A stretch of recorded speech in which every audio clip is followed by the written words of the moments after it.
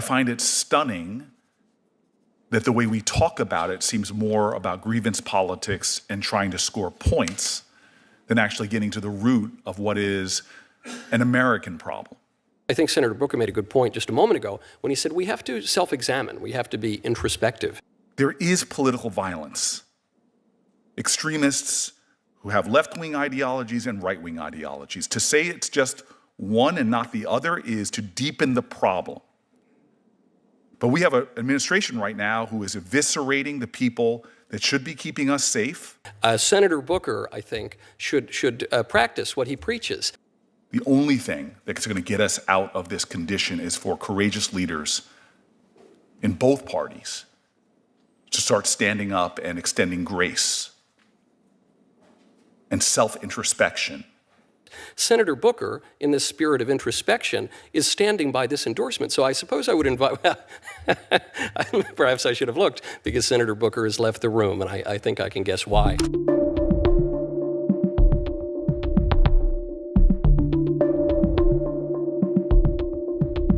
Senator Booker, I find hearings like this frustrating. And they deepen, to me, what is a problem in our country, which is a growing tribalism and our inability to come together and work on issues where we have so much common ground. It's not a senator in the United States, and I know them well and have friends on both sides of the aisle, that condemns political violence, that does not condemn political violence. But when we hold hearings that come at this issue that reflects the partisanship of our time and the tribalism of our time, we don't get to a solution. We are in a crisis right now, and there is growing political violence and a growing justification for it. But I find it stunning that the way we talk about it seems more about grievance politics and trying to score points than actually getting to the root of what is an American problem. And it frustrates me when that is so transparent and clear, especially when we don't talk about people on our own side of the aisle. Chuck Schumer was very wrong in what he said, and my colleague held up the quote. I've actually seen that quote. I've lost count of how many times my colleagues have raised that quote. But you know what they never say? Is that he came out and apologized for it. That Chuck Schumer, using self-interrogation, said, I was wrong. I've never seen the President of the United States who has spoken about punching people in the face, who has said a lot of violent rhetoric, has never given that type of self-interrogation. I don't understand how we could be having a hearing right now at a time when threats on the senator sitting up here have gone through the roof, where we can't have a constructive conversation, but instead are pitting witnesses against witnesses, many of whom, like Mr. Hodges, have had to sit there and relive his trauma over and over again in hopes that something would be done about the problem. And God, we should just tell the truth. There is political violence. Extremists who have left-wing ideologies and right-wing ideologies. To say it's just one and not the other is to deepen the problem.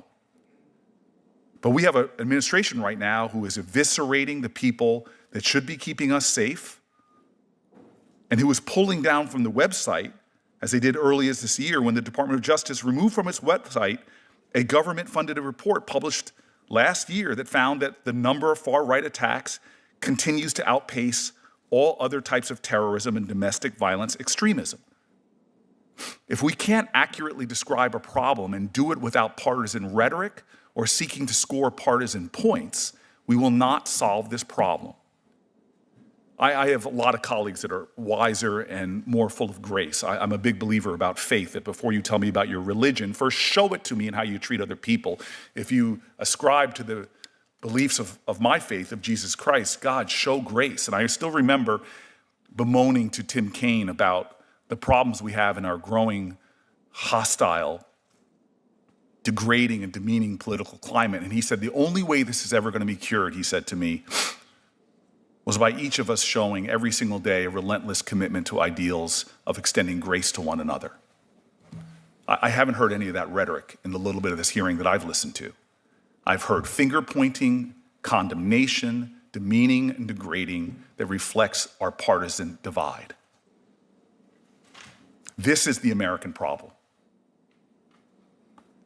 I am so frustrated to sit before members of our law enforcement who have suffered in our house trying to protect us violence that I never imagined could happen.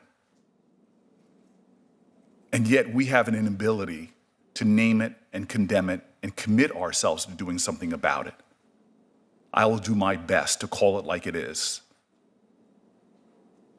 To hear quotes that I've even said that need to be tamped down. Because the only thing that's going to save our country now is not more political posturing and partisan finger pointing. The only thing that's going to get us out of this condition is for courageous leaders in both parties to start standing up and extending grace and self-introspection. It's a lot easier when I call out Chuck Schumer's comments to make a difference.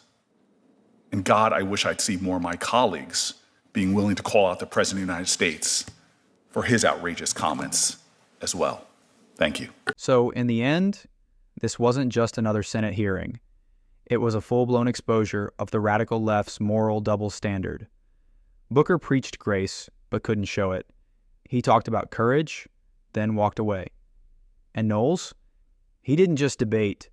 He dismantled the entire narrative in real time. CTA.